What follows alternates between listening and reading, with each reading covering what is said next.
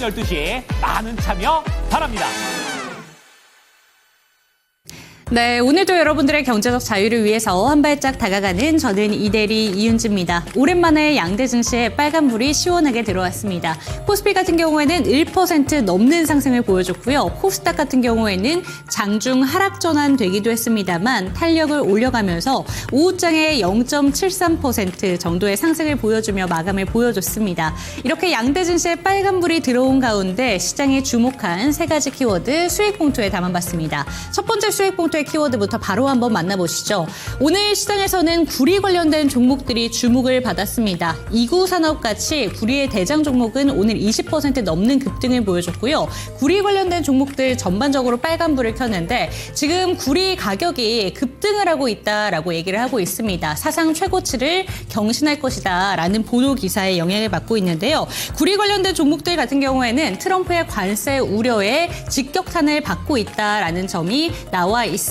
안전자산을 선호하다 보니까 금과 은에 이어서 이제 구리에 대한 수요도 증가되고 있다라고 얘기를 하고 있는데요. 여기에다가 글로벌 차원으로 구리에 대한 수요는 급증을 하고 있고 공급은 턱없이 부족한 상황이다 보니까 관세 리스크, 수요와 공급 법칙에 의해서 구리 가격이 반등을 하고 있습니다. 이러다 보니까 관련된 종목들 급등할 수밖에 없고요. 구리 가격에 연동성이 있는 전력 설비 관련된 종목들도 오랜만에 시원하게 올랐습니다. 관련된 종목들의 트레이딩 전략 체크해 보도록 하겠습니다. 두 번째 키워드도 살펴보시죠.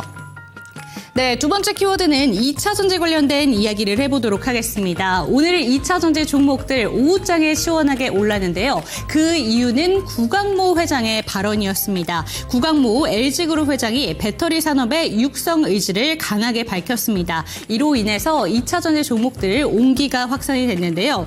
이날 LG 전기 주주총회 서면 인사말을 통해서 배터리 같은 산업을 강력하게 육성을 시키겠다라고 밝혔고요. 미국 부분에서 신사업을 성장을 시키겠다라는 의지를 밝히게 되면서 2차 전지 종목들 온기가 확산이 됐습니다. LG에너지솔루션 같은 경우에는 장중 9% 넘게 치솟기도 했고요. 이 온기가 확산이 되면서 2차 전지 종목들 전반적으로 빨간불을 켜게 되는데 다시 한번 반등을 기대해 볼 수 있는 트리거가 될 수 있는지 이 시간 체크해 보도록 하겠습니다. 마지막 수익 봉투의 키워드 살펴보시죠. 네, 오늘 정치 테마주 관련된 종목들이 오늘 또 한 번 들썩였습니다. 오늘 같은 경우에는 더불어민주당 대표인 이재명 대표의 판결이 나오게 됐는데요. 1심 판결을 뒤집고 결국에는 무죄 판결이 나오게 됐습니다. 그러다 보니까 오늘 이재명 더불어민주당 대표와 관련된 정치 테마주들이 들썩이는 모습이 나타났고 오늘 막판에 판결이 나오게 되면서 결국에는 10개 종목이 상한가로 안착한 채 거래를 마치게 됐습니다. 정치 테마주 같은 경우에는 늘 말씀드리기를 변동성이 워낙 강하기 때문에 조심하셔야 된다라고 이야기를 해드리는데요. 하지만 들고 계신 분들이라면 어떤 전략이 필요한지 체크해볼 필요가 있어 보입니다. 관련된 종목들에 대한 이야기까지 챙겨드리도록 하겠습니다. 세 가지 수익 봉투 뜯어봤습니다. 이에 대한 멘토님의 의견 챙겨드리겠고요. 주식 강좌와 추천 종목들까지 다 풀어드리겠습니다. 지금 출발합니다.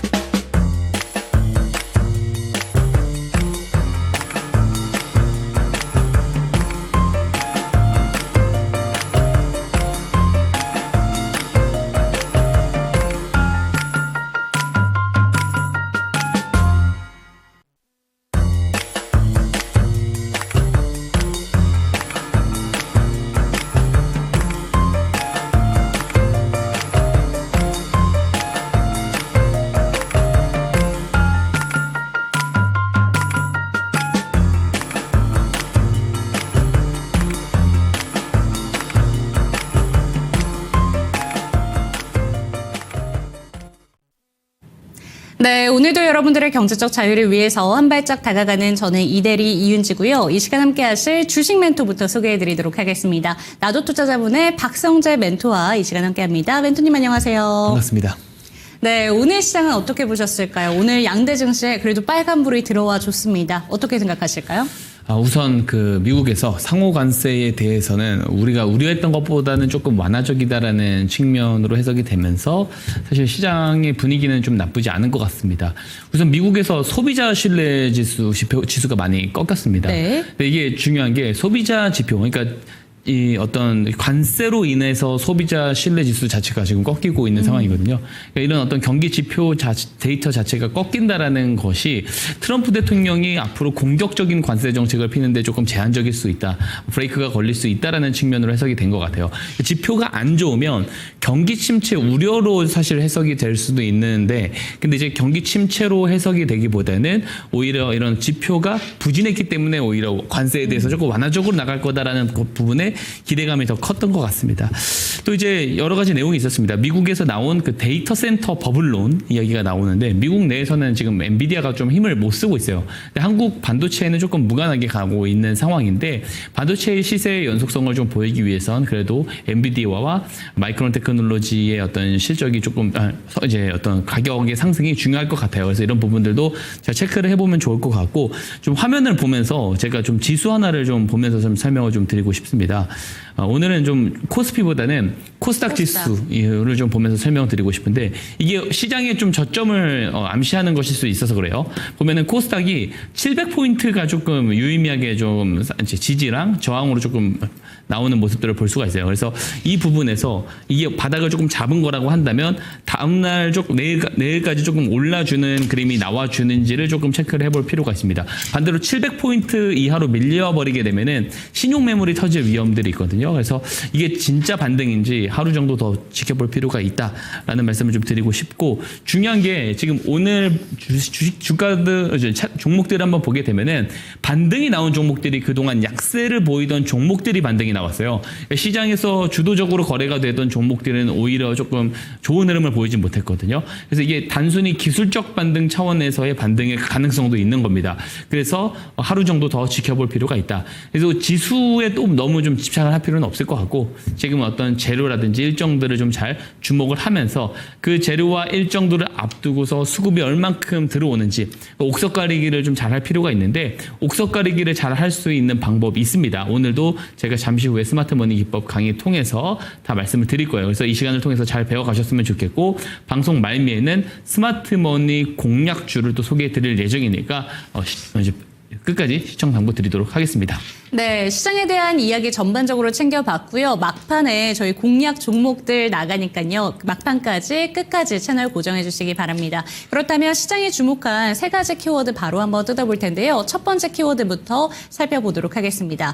구리 가격이 시원하게 오르고 있다고 합니다. 마냥 긍정적이진 않은 게, 이게 구리라는 게 닥터 쿠퍼라고 불리면서 경기 선행지표라고 부르는데, 지금의 경기 사이클과는 너무 다르게 움직이고 있다라는 내용들이 나오고 있습니다. 그리고 구리 가격이 오르게 되면 당연히 산업재에 대한 영향을 끼치게 될 것 같은데, 구리 가격이 오르면서 관련된 종목들 그리고 전선 관련된 종목들이 오늘 급등세를 펼쳤습니다. 어떻게 보는 게 좋을까요?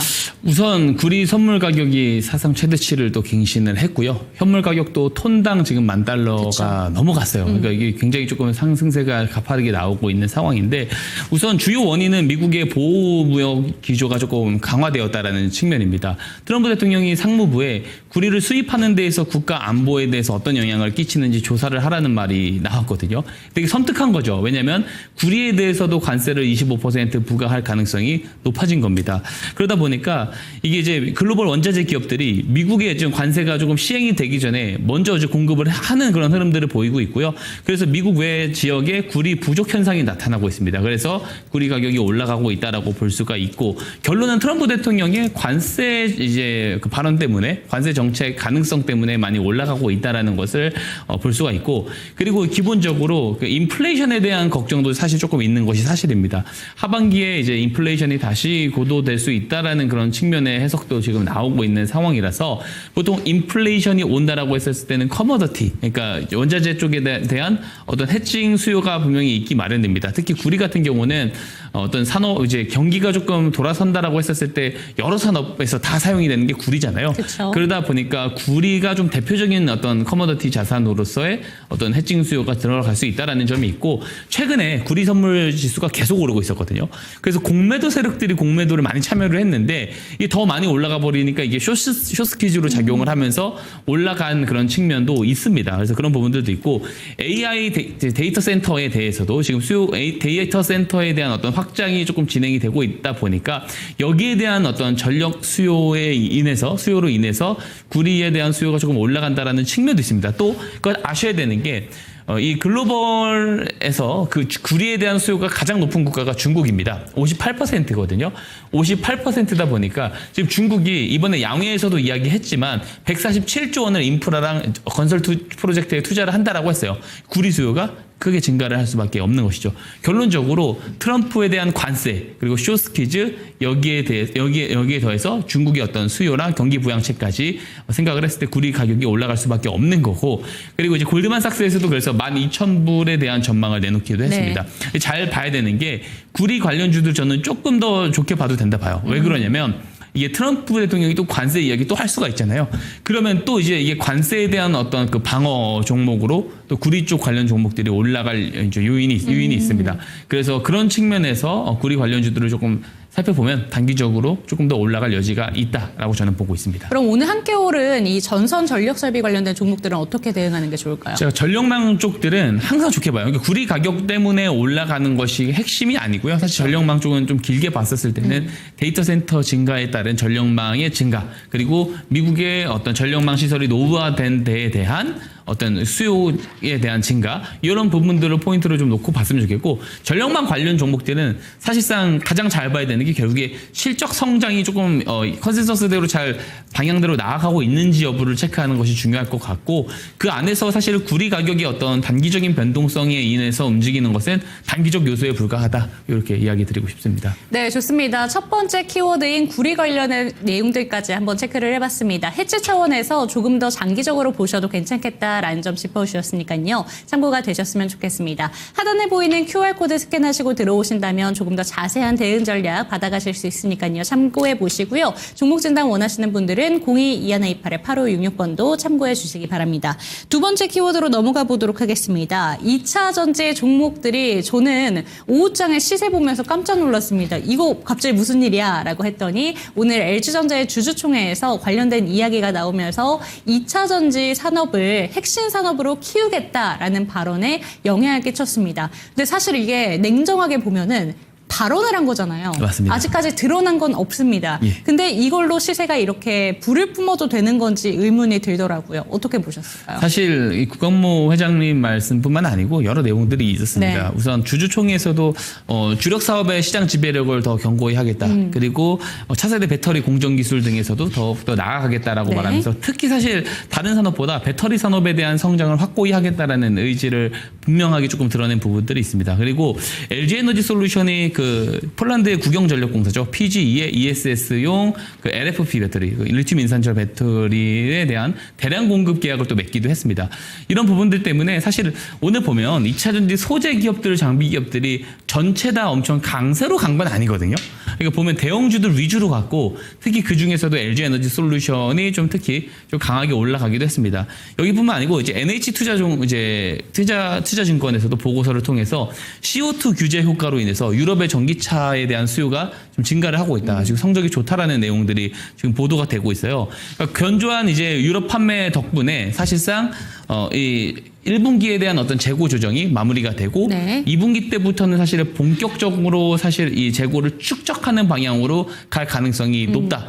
이 이야기가 지금 나오고 있는 거거든요. 이 과정에서 사실 이 수요가 지금 유럽발 매출 덕분에 사실 올해 2분기 때 매출은 사실 그 7분기 2년 동안의 어떤 그 매출 중에서 YOY 기준 전년 동기 대비 성장으로 다시 턴어라운드 하는 구간이 될 수 있다. 근데 사실 제가 2차전지 이야기하면서 이거 매우 중요하게 사실 그쵸. 강조한 이야기입니다. 턴어라운드가 올해 돼주는지가 중요하고 내년에 성장이 되어주는지가 중요하다라는 건데 LG 에너지 솔루션 같은 경우 이제 그런 흐름들을 보여줄 수가 보여줄 있다라는 것이다. 겁니다. 그래서 결국에 2차전지 관련해서 투자하시는 분들이 가장 중요하게 보고 있는 것이 뭐냐면 캐즘을 극복을 할 수 있느냐 아니냐 네. 그걸 가장 중요하게 지금 보고 있다라고 생각을 해요. 근데 저는 일관되게 말씀드립니다. 저는 아직은 조금 회의적으로 보고 있습니다. 왜냐하면 우리가 23년도에 한번 생각을 해보면 너무 이제 단연 이제 간의 어떤 폭풍 성장이 일어날 것 같아서 한 7년치, 5년에서 7년치를 앞당겨서 주가가 반영을 한 부분들이 있거든요. 근데 이제 사실 실제로 우리가 기대한 만큼의 실적이 나오지 않다 보니까 이런 흐름들이 조금 꺾였었던 그런 부분들이 있었습니다. 근데 다만 올해 만약에 턴어라운드가 되어준다라는 것 때문에 다시 한번 2차전지 매수 러시가 나올 수 있느냐 거기에는 조금 저는 회의적이다라고 생각을 하는 거예요. 오히려 이제 내년까지의 어떤 성장이 바로 더 이제 실적 턴어라운드에 이어서 한 해 더 성장이 보여준다라고 했었을 때 본격적으로 시장에서 관심이 보여줄 것 같고 가장 핵심은 뭐냐면 유동성이에요. 그러니까 유동성이 지금 부족합니다. 왜냐하면 미국 시장 가면 한국 시장이 빠지는 지금 시장 상황이란 말이에요. 그러다 보니까 실제로 유동성 환경이 괜찮아져야 돼요. 왜 그러냐면 기존의 유동성들은 이미 2차전지에 많이 물려 계신 분들이 많습니다. 그래서 추가 매수세가 들어오기 위해서는 추가 예탁금들이 증가를 해야 되는데 그런 부분들이 너무 제한적이다 보니까 사실 어떤 2차전지의 성장과 시장의 유동성 상황이 괜찮아지기 전까지는 사실 어떤 바닥을 잡고 턴어라운드 하기 이제 주가가 다시 상승 추세로 가는 것에는 상당히 조금 제한될 것 같다. 오히려 다만 이제 가격 조정은 많이 나왔기 때문에 기간 조정은 조금 더 이어질 수 있다라는 점을 좀 상기하셨으면 좋겠습니다. 네, 2차 전지 종목들 하반기에는 정말 실적이 턴어라운드 될 수 있는지 적어도 내년에는 실적이 바뀔 수 있는지 이걸 확인하는 게 필수적이다라고 얘기해 주셨고요. 아직까지는 조금 회의적이다라는 의견 남겨주셨습니다. 이 내용까지 참고하시면서 조금 더 자세한 전략을 챙겨가고 싶으신 분들은 하단에 보이는 QR코드 스캔해 주시기 바랍니다. 카메라 갖다 대시면 링크 통해서 들어오실 수 있다는 점 체크해 보시고요. 마지막 키워드 만나보시죠. 정치 테마주 이렇게 잡아봤는데 사실 오늘은 이재명 더불어민주당 대표와 관련된 테마주들이 상한가에 안착한 종목이 무려 10가지 종목입니다. 어제 같은 경우에는 사실 윤석열 대통령 관련된 테마주들이 움직였는데 하루 만에 이렇게 뒤바뀐 듯이 좀 분위기가 달라졌습니다. 무죄 판결이 결국에 나오고 나서 시장이 그대로 반영을 했는데요. 3시쯤부터 정치 테마주들이 들썩이기 시작했고 결국에는 10가지의 종목이 상한가에 안착을 했습니다. 어떻게 대응하는 게 좋을까요? 아무래도 2심 재판에서 무죄 판결이 났습니다. 이게 장 끝나기 딱 직전에 그쵸. 3시 19분인가로 네. 제가 확인을 하는데 그때 나오고 나서 정말 깜짝 놀랐어요. 급격하게 또 매수세가 들어오면서 네. 전반적으로 다 상한가를 간 모습을 보여줬는데 우선 이재명 대표의 정치적 불확실성이 해소됐다는 측면에서 시장에서는 해석을 했겠죠. 테마주들이 상한가를 갔는데 그럼 막판까지 매수에 참여했었던 이제 어떤 시장 참여자들은 궁금할 겁니다. 이제 리스크에 대해서 또 생각을 안 할 수가 없습니다. 사실 어쨌든 그 검찰에서는 다시 한번 이 상고를 할 가능성이 우선이고요. 그리고 지금 현재 재판 중인 게 이게 혐의가 전부 다 끝난 게 아니에요. 네. 추가적으로 또 재판을 받고 있는 부분들이 있기 때문에 법적 리스크에 대해서 완전한 해소가 된 부분이 아니라는 점. 그리고 가장 핵심은 사실 이겁니다. 정치 테마주가 실제로 이 기업의 성장과 크게 무관하다라는 거예요. 그래서 정치 테마주는 고점에서 잘못 물리게 되면은 사실 직선으로 밀리게 되거든요. 네. 그래서 이게 잘못 물리면은 도저히 뭐 탈출구를 찾을 수가 없는 상황이다 보니까 테마주들을 접근할 때는 조금 단기적인 시각을 갖고 조금 어떤 트레이딩적인 시각을 갖고 가야지 이걸 계속 끌고 가는 전략으로는 저는 개인적으로는 보지 않았으면 좋겠고 그리고 이제 윤석열 대통령 선고가 아직 남아있죠. 네. 지연이 계속 되고 네. 있어요. 이것도 정치 테마주들에 대해서는 전반적으로 불확실성이 있는 겁니다. 만약에 탄핵이 만약에 선고가 확정이 나버리면은 그러면 이제 조기 대선판으로 넘어가게 되잖아요. 그때는 정치 테마주들이 시장에서 가장 중심으로 될 가능성은 있는데 아직은 조금 불확실성이 크다라는 거. 근데 저는 결론적으로 말씀드리면 정치 테마주는 불확실성이 크다. 네. 그렇기 때문에 트레이딩 관점을 제외하면은 그냥 굳이 끌고 가는 거라든지 좀 주요하게 좀 보지 않아도 좋겠다. 왜냐면 우리가 어떤 산업이나 기업의 펀더멘털을 보고 그것들이 좀 업사이드 요소들을 잘 잡아낸 다음에 단기적인 요소도 마찬가지입니다. 센티멘털이 이제 어쨌든 업사이드 요소에 위에서 조금 살아있는 경우들을 우리가 확인을 하고 거래를 하는 것이 정말 저는 정석적인 투자라고 생각을 하는데 불확실성이 가득한 어떤 테마주에 좀 장기 투자를 하는 것 자체는 그렇게 조금 좋은 것 같지는 않다. 특히 지금까지 변동성이 커질 수 있는 시기는 특히나 조금 조심했으면 좋겠다라는 생각을 하고요. 조금 영민한 투자가 가능하다 하시는 분들만 좀 봤으면 좋겠습니다. 불확실성이 크다라는 것은 다른 말로 초과 수익을 더 낼 수 있는 기회가 있기도 하지만 사실 그 홀짝 게임 같은 거라고 저는 생각을 하거든요. 그래서 테마주 볼 때는 특히 조금 조심하셨으면 좋겠다. 이렇게 말씀드리고 싶습니다. 네, 정치적인 테마주 같은 경우에는 장기적 돈으로 끌고 가면 안 된다라는 점 짚어주셨습니다. 트레이딩하는 정도는 괜찮지만 장기전으로 끌고 가시면서 베팅하는 건 좀 어렵지 않을까라는 점 짚어주셨으니까요. 참고가 되셨으면 좋겠습니다. 오늘도 역시나 3가지 수익 봉투에 대한 키워드 저희 멘토님의 의견 들어봤는데요. 관련된 내용들 조금 더 자세하게 듣고 싶으신 분들은 하단에 보이는 QR코드 스캔하시고 들어오시기 바랍니다. 화면으로 정리해드리도록 하겠습니다.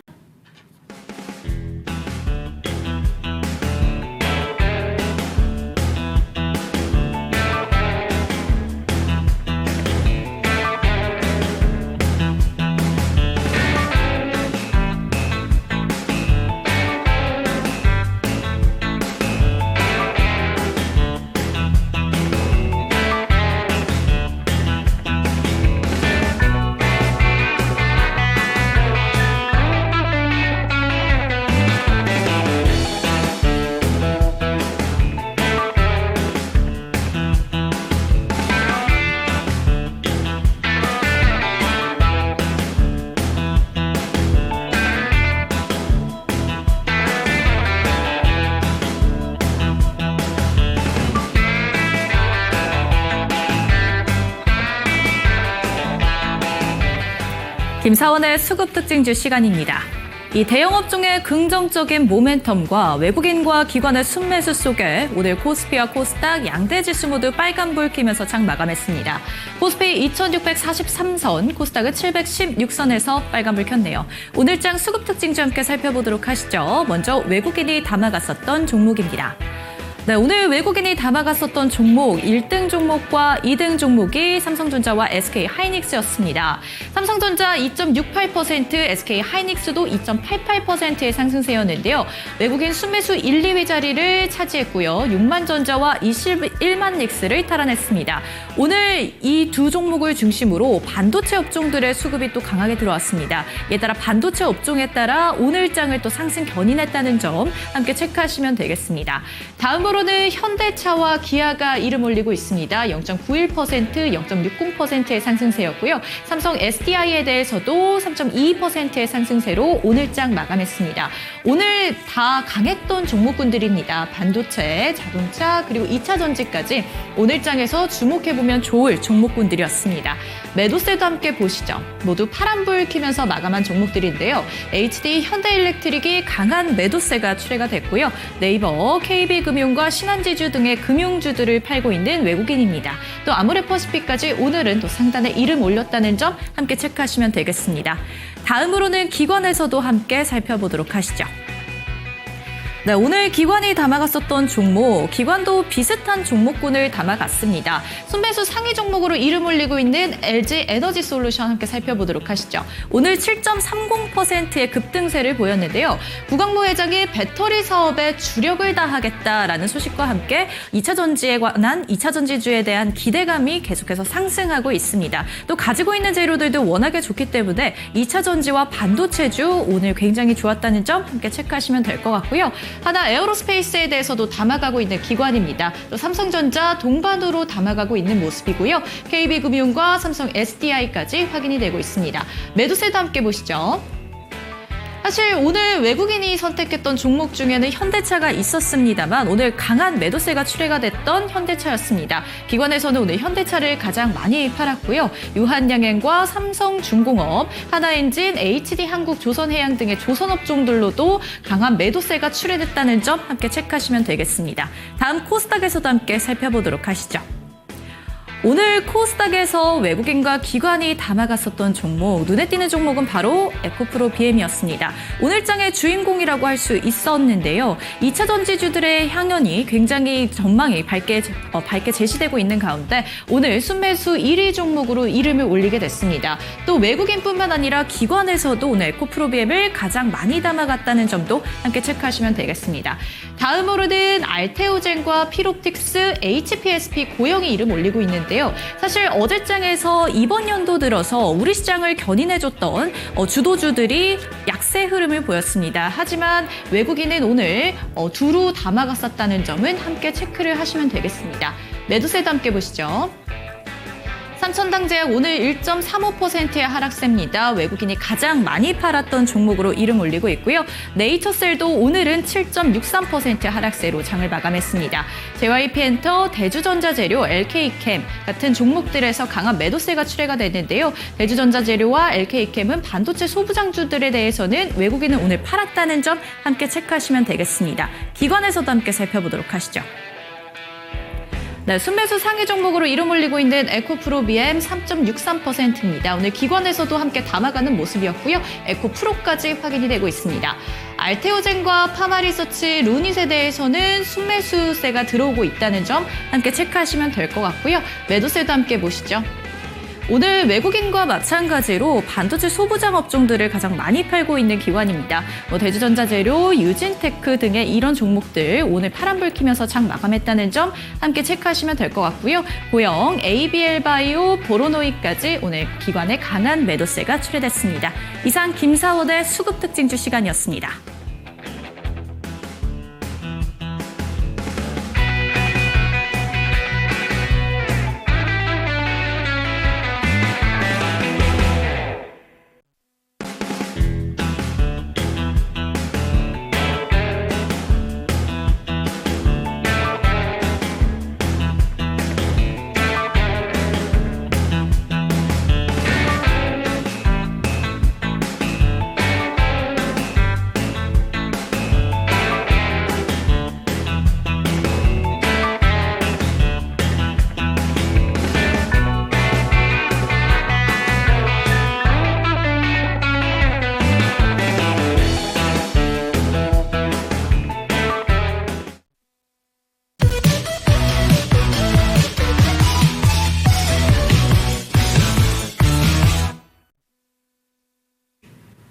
예, 아직 시장의 변수는 많이 남아 있습니다.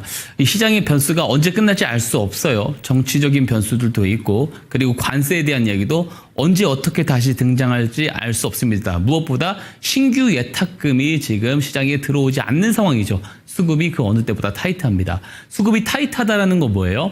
A라는 업종이 기존의 강세를 보이더라도 A라는 업종에서 다음 이슈인 B라는 업종으로 이 이슈가 넘어갔을 때 기존의 업종 종목들을 팔고 넘어가기 때문에 이 기존의 어떤 수급을 쫓아서 매수를 하는 사람들은 대부분 다 물릴 수밖에 없는 시장이라는 겁니다. 즉 먼저 선점해서 잡아낼 수 있는 방법, 즉 옥석 가리기를 잘 해야 되는데요. 그 방법 중에 하나 오늘도 소개해드리겠습니다. 바로 스마트머니 기법입니다. 자, 스마트머니 기법, 말 그대로 똑똑한 돈의 기법, 똑똑한 돈을 잡아내서 같이 매수해서 수익을 내는 기법이 바로 스마트머니 기법입니다. 자, 어떤 돈을 우리가 똑똑한 돈이라고 하죠? 개인 투자자들의 무분별한 매수 자금을 우리가 똑똑한 돈이라고 하진 않을 겁니다. 개인 투자자들이 아직 알지 못하는 정보와 재료들이 있을 것이고 그 정보와 재료들을 사전에 먼저 확인할 수 있는 주체가 있죠. 바로 주포입니다. 이 주포들이 우리에게 아직 뉴스를 통해서 정보가 제공되기 전에 저점에서 매집할 때 들어오는 돈, 그 돈을 바로 스마트머니라고 합니다. 이 돈이 들어왔을 때 어떻게 포착을 할까요? 뉴스보다 먼저 잡아내야 되잖아요. 하지만 우리들은 대부분 뉴스를 보고 어떤 재료나 이런 것들을 파악을 합니다. 그죠? 그렇기 때문에 이 스마트머니를 잡아내는 방법은 기술적으로 잡아낼 수 있어야 돼요. 제가 바로 스마트머니 신호라는 것을 만들어 놓았죠. 이 스마트머니 신호가 포착이 되면 매수를 해서 수익을 내는 굉장히 간단한 방식으로 전개가 되는 기법입니다. 그럼 제가 만든 이 스마트머니 신호가 정말로 뉴스 전에 모든 매집 물량을 다 잡아낼 수 있느냐? 함부로 그렇게 특정하지는 않습니다. 예단하면 안 되죠. 다만 그래도 적어도 방송을 며칠 보신 분들, 한 달 이상 보신 분들은 아실 겁니다. 제가 만든 이 스마트 머니 신호가 포착이 되고 나서부터 주가 흐름이 급격하게 변해서 올라가는 모습들 저는 많이 보여드렸습니다. 제가 이 기법을 설명드린 지 지금 이제 4달이 좀 안 됐습니다. 3달이 조금 3개월이 조금 넘어가는 기간 동안에 저는 충분히 증명을 드리고 있다라고 생각을 합니다. 그래서 뉴스보다 어쨌든 이 신호가 먼저 잡히는 기법이다라고 해서 스마트 머니 기법이라는 이름을 사용을 하고 있고요. 전혀 손색이 없다라고 생각을 합니다. 한번 이 매매 포인트를 한번 설명을 좀 드려보도록 할게요. 자, 스마트 머니 신호를 먼저 잘 포착을 해줄 필요가 있어요. 이 스마트 머니 신호는요, 잠시 후에 무료로 신청하시는 분들은 무료로 제가 다 보내드린다라는 점 말씀드리도록 하고요.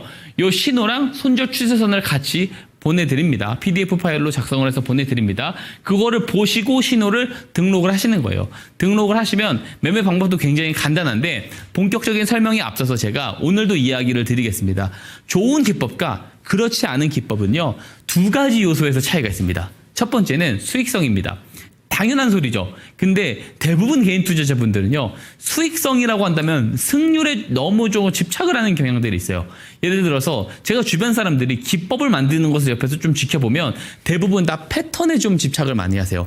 일정 패턴이 나오다가 이 패턴이 끝난 지점에서부터 하락이 나올 확률보다 상승이 나올 확률이 더 높으면 이게 좋은 수익성을 주는 모델이다라는 생각을 하고 이것을 그대로 가져다가 사용을 하시는 경우들이 많습니다. 근데 어때요? 결국에 마이너스인 것은 변함이 없어요. 왜 그러냐? 승률에 포커스가 맞춰져 있기 때문에 그렇습니다. 중요한 것은 승률이 아니고 손익비입니다. 예시 한번 들어보겠습니다. 우리가 10종목을 거래를 해요. 근데 7, 8종목을 이깁니다. 어때요? 표면적으로는 승률이 높아서 좋은 기법으로 보여집니다. 하지만 사실상 우리가 7, 8종목을 이겼을 때 플러스 2, 3%로 이기다가 2, 3종목 졌을 때 마이너스 10%로 진다면 이게 정말 좋은 수익성을 가진 기법이라고 우리가 볼 수가 없다라는 겁니다. 자, 반대로 승률이 50%밖에 되지 않아도 괜찮습니다. 그죠? 다만 손실 확정을 냈을 때 손실 폭보다 수익 확정을 냈을 때 수익 폭이 더 크기만 하다면 어때요? 승률이 50%밖에 되지 않더라도 수익성이 좋은 기법이 된다라는 거예요. 스마트머니 기법은 승률도 좋은 편이지만 손익비가 매우 좋게 맞춰져 있는 기법입니다. 자, 그리고 두 번째 중요한 요소가 뭐예요? 간단해야 돼요. 자, 얼마나 간단해요? 신호가 포착되면 매수해서 수익을 냅니다. 그 기준에 대해서 제가 설명을 빠르게 한번 드려보겠습니다. 우선 스마트머니 신호를 받아가셔서 다 등록을 하셨다면 일봉 차트에 포착이 될 겁니다. 이 포착되는 날을 저는 주포들이 매집을 시작하는 날이다라고 항상 정리를 합니다.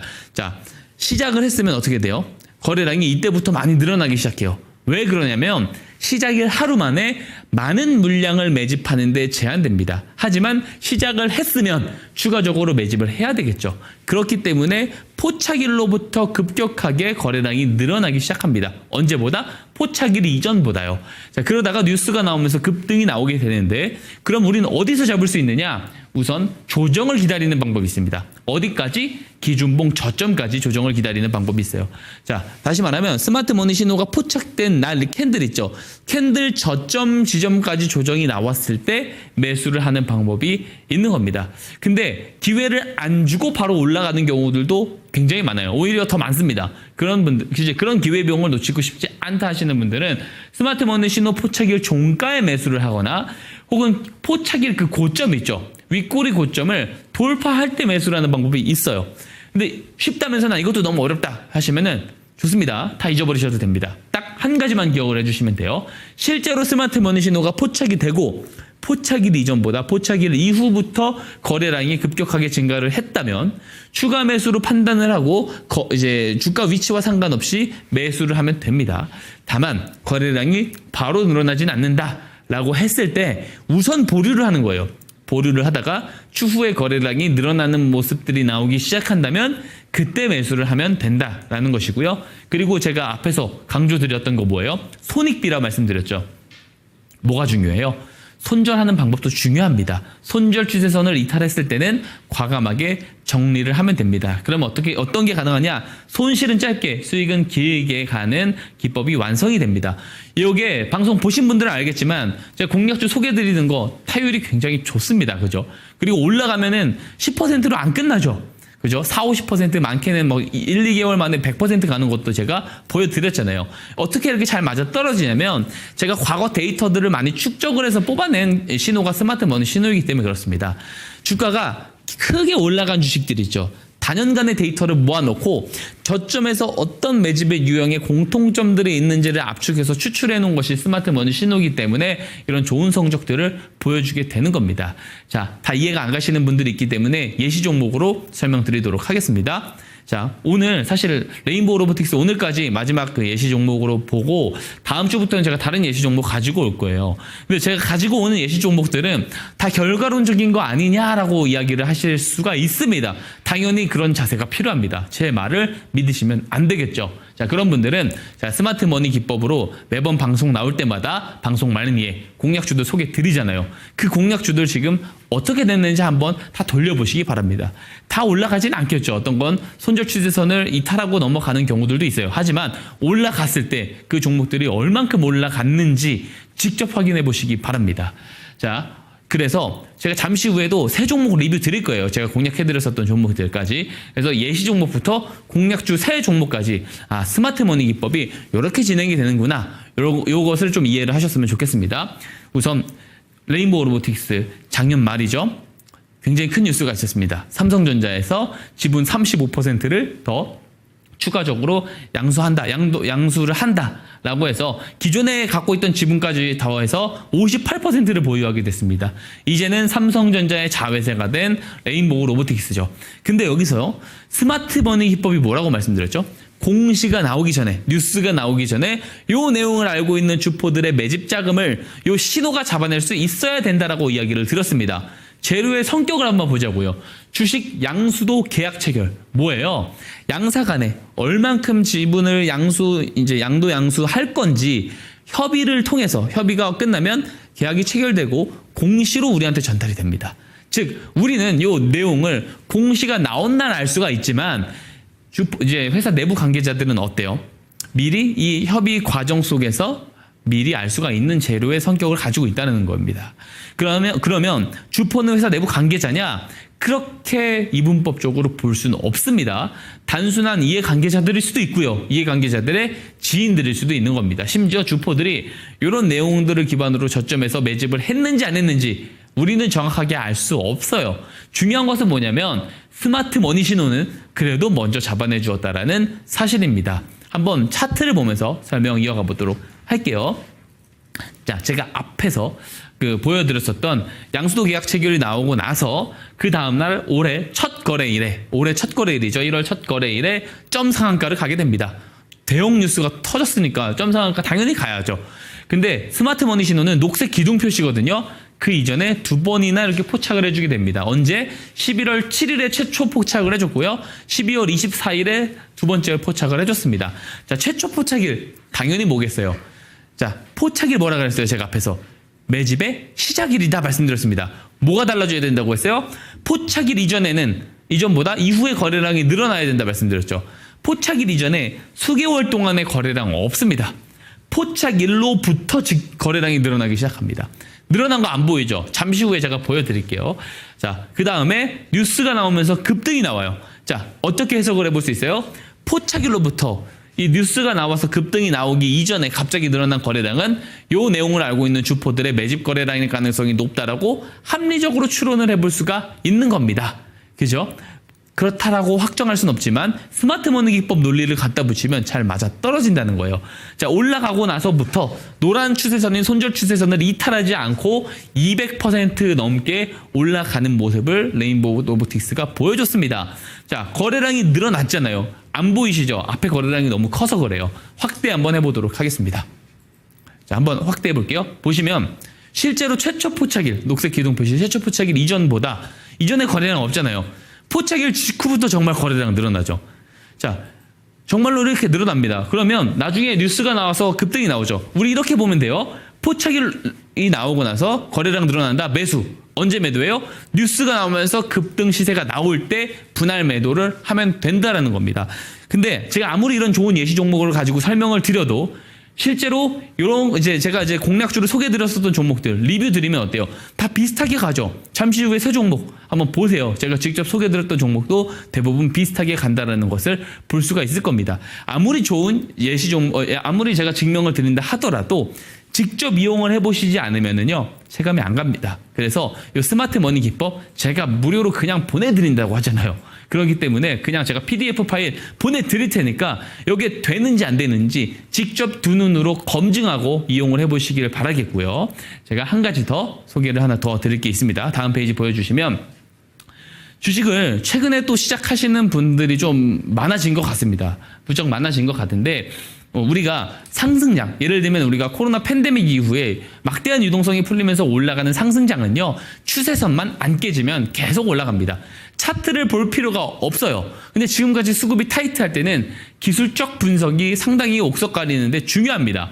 제가 이렇게 지금은 한 페이지를 발췌해서 가져왔습니다. 제가 자료집 100페이지짜리 100개의 어떤 기법 자료집을 가지고 있습니다. 그 중에 한 페이지를 보여드린 건데 실제 패턴, 실제 예시, 그리고 작동 방식, 그리고 이런 그림들이 나왔을 때 어느 정도 확률로 올라갈 가능성이 높은지에 대한 데이터들 자료집을 100페이지짜리를 제가 가지고 있습니다. 이 자료집 같은 경우도 신청 주시는 분들에게 무료로 다 제공을 드립니다. 그래서 주식 처음 하시는 분들은 이런 것도 잘 살펴보시고 스마트 머니 기법까지 꼭 받아가셔서 직접 검증해 보시기를 바라겠습니다. 오늘 강의 여기서 마치도록 하겠습니다.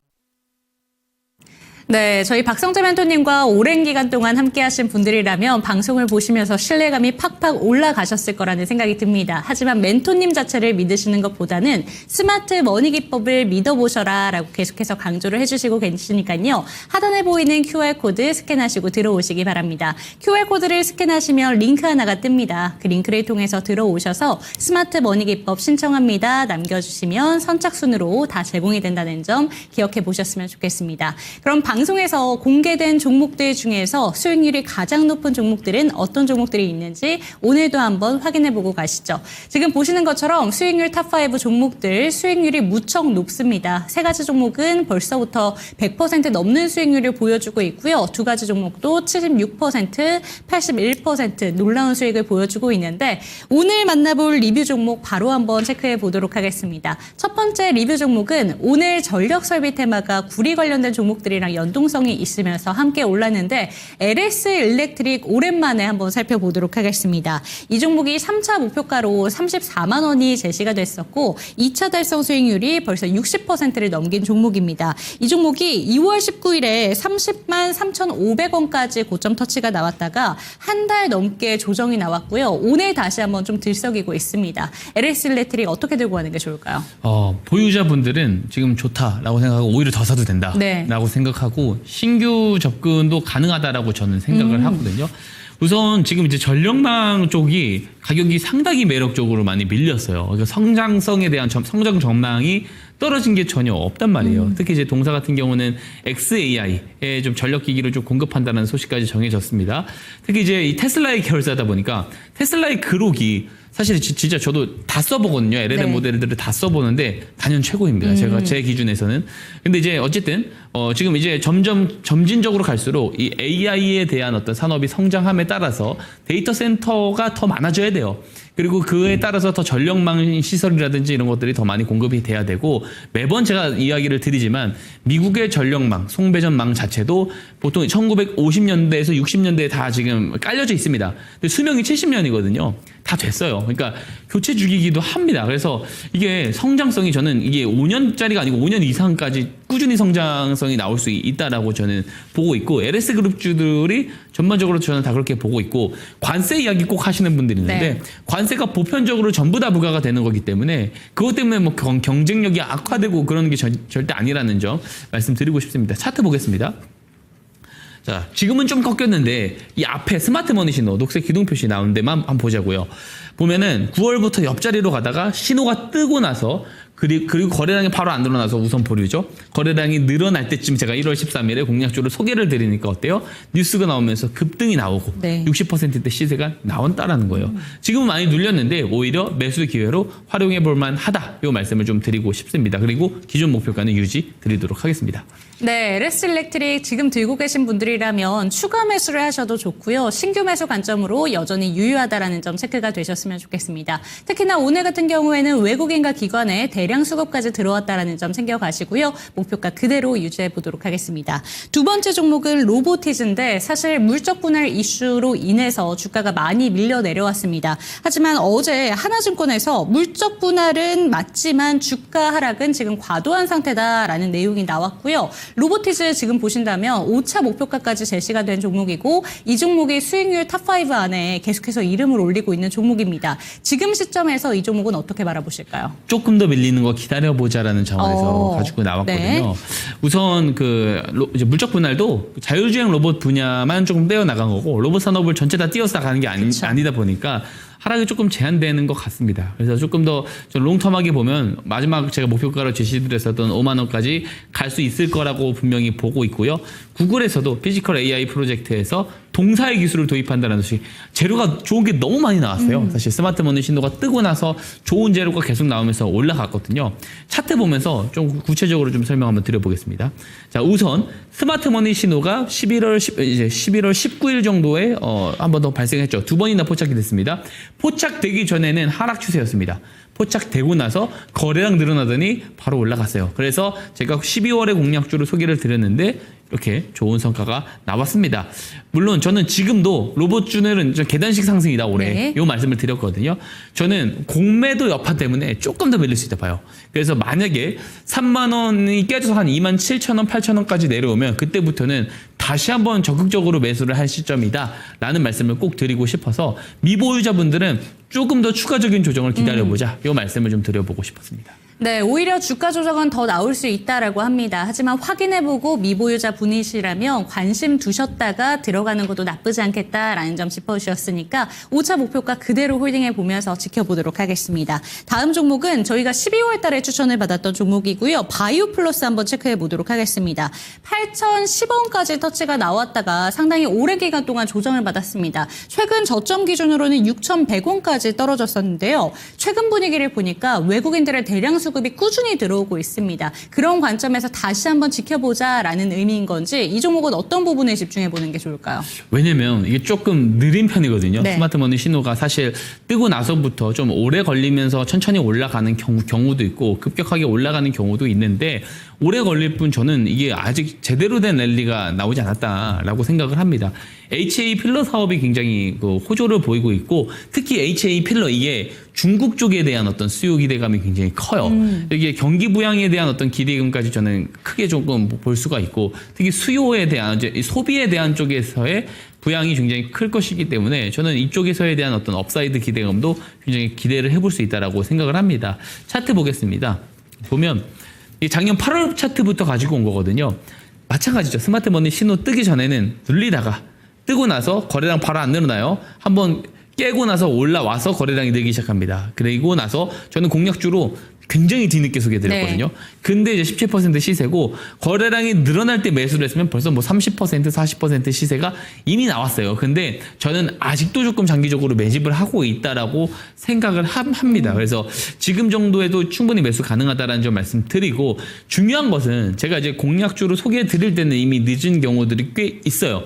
이 스마트머니 신호 제가 그냥 보내드리잖아요. 한번 PDF 파일을 확인하시고 직접 등록해보시고 아 여기 이렇게 진행되는구나. 직접 체험하시고 검증하시기를 당부드리도록 하겠습니다. 네, 좋습니다. 바이오 플러스까지 리뷰 종목으로 3가지 종목 만나봤습니다. 관련된 내용들까지 체크하시기 위해서 하단에 보이는 QR코드 스캔하시고 넘어오셨으면 좋겠고요. 오늘의 추천 종목 만나보도록 하겠습니다. 어제 저희가 자동차 종목들의 온기 확산 이 얘기를 다뤄보면서 자동차 부품주에 대한 이야기도 챙겨봤는데 어제는 이야기해 주신 종목이 스마트 머니 기법으로 SL이 포착됐다라는 점 짚어주셨고요. 저희가 미리 한번 만나봤습니다. 그런데 오늘 다른 종목 들고 오셨더라고요. 맞습니다. 어떤 종목일까요? 서현 서현이화입니다. 네, 서현이화 하시면 많은 분들 알고 계시는 분들도 많으실 겁니다. 부품주에 그 정도로 좀 아시는 분들이 많으실 것 같은데 포인트들이 분명히 있을 것 같아요. 어떤 매력 포인트들이 있을까요? 사실 SL 때도 이야기 드렸고 1차 목표가도 달성을 했지만 SL 같은 경우는 동일합니다. 너무 저평가예요. 그러니까 자동차 부품주는 안 가요, 잘. 그러니까 네. 이게 미국 시장에 상장되어 있었으면 말도 안 되는 평가라고 보여지거든요. 서현이와도 그런 종목 중에 하나다라고 볼 수가 있습니다. 그래서 좀 부담이 없을 것 같아요. 한번 준비한 내용들 하나씩 보겠습니다. 네. 우선 그 미국 쪽에서 이 매출이 계속 올라가고 있어요. 그래서 계속 올라가는 모습들 15%에서 24.6% 올해는 28.4%까지 올라갔습니다. 그리고 특히 현대차랑 기아차 쪽에서 매출이 대부분 나온다라는 거, 요 구조는 우선 우리가 조금 기억을 하셔야 될 필요가 있고요. 다음에 한번 차트 보면은 제가 이제 재무 차트를 하나 가지고 왔어요. 그러니까 맨 위는 가격 차트고요. 그 아래는 영업이익, 그 아래는 당기순이익, 그 아래는 PER, 그리고 마지막 아래는 자본총계입니다. 보면 영업이익이 꾸준히 증가를 했는데 사실 17년도는 영업이익이 거의 없는 수준이었거든요. 근데 주가는 그대로입니다. 그게 말해주는 것이 이제 PER이죠. PER이 2배짜리 회사입니다. 이게 말이 안 되는 정도의 저평가라고 생각을 하고 PBR은 1배가 안 됩니다. 자본이 많이 늘어나잖아요. 그러니까 현저히 저평가라는 것을 제가 말씀을 좀 드리고 싶다라는 거고, 다음에는 그 모멘텀 포인트 한번 보겠습니다. 네. 자, 보면은 서현이아가 그 현대 기아 현지 공장을 근접 지원할 뿐만 아니고 인도 전기 이륜차 1위 업체인 올라의 부품 공급을 최근에도 체결을 한 바 있어요. 그래서 이런 부분들도 우리가 조금 잘 봐야 됩니다.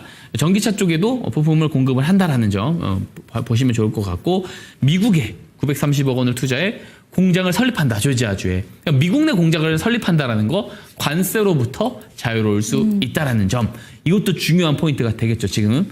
자, 자동차 업종이 지금 관세에 대한 어떤 그런 기대감 때문에 네. 관세를 좀 피해갈 수 있다는 기대감 때문에 올라가는 국면이기 때문에 서현이어도 잘 봐야 된다.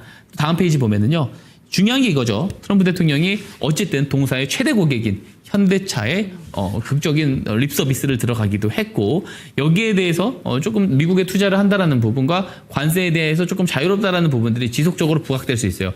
그리고 제가 가지고 오진 않았는데 지금 자본 총계가 굉장히 많잖아요. 저 PBR 종목이라는 거거든요. 혹여라도 조기 대선이 정말 펼쳐지게 된다면 이게 또 중요한 문제가 될 겁니다. 예, 뭐냐면 이제 밸류업이죠. 밸류 프로그램. 예, 밸류 프로그램에 대해서 다시 한번 이야기가 나올 가능성이 매우 높습니다. 왜냐하면 총선 전에 그때도 이야기가 나왔던 그쵸. 거거든요. 그래서 대선 전에는 더 크게 나올 가능성이 있기 때문에 그랬을 때 랠리가 더 크게 나올 수도 있다라는 점 한번 기억을 해보셨으면 좋겠고, 마지막으로 스마트머니 차트 보겠습니다. 네. 자, 보시면 우하향을 하다가 최근에 떴어요. 잘 안 가거든요. SL도 잘 안 가고 이 종목도 잘 안 가요. 근데 SL도 신호 뜨고 나서 거래량 늘어나다가 올라갔거든요. 마찬가지죠. 신호가 최근에 뜨고 거래량이 늘고 있습니다. 그래서 올라갈 가능성이 높다라고 보고 있고요. 전략 말씀드리겠습니다. 내일 시초가 이하 매수 의견 드리고요. 1차 목표가 15,800원, 손절가 12,500원 제시 드리도록 하겠습니다.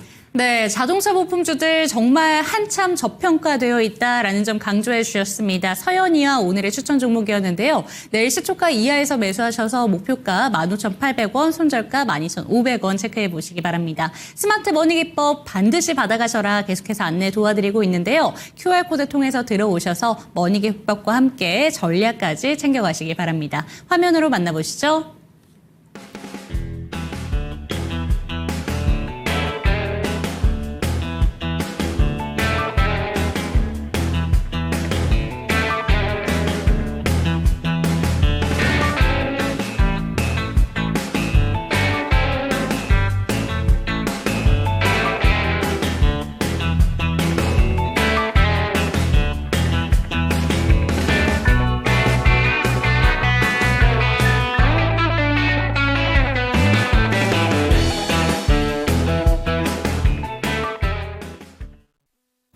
네, 오늘의 추천 종목까지 받아가셨습니다. 서현이와 오늘의 추천 종목이었는데요. 이런 종목들 미리미리 포착하기 위해서 여러분들 스마트 머니 기법 반드시 받아가셔라 계속해서 강조드리고 있습니다. 하단에 보이는 QR코드 스캔해 주시고 신청해 주신다면 선착순으로 다 배포되니까요. 이 선물 같은 기법까지 챙겨가시기 바랍니다. 이 시간 마무리해 보도록 하겠습니다. 종목에 대한 상승과 하락은 보장하지 않는다는 점 반드시 기억해 주셨으면 좋겠고, 내일 이 시간도 저희 프로그램과 함께 해주시기 바랍니다. 시청해주신 여러분 고맙습니다.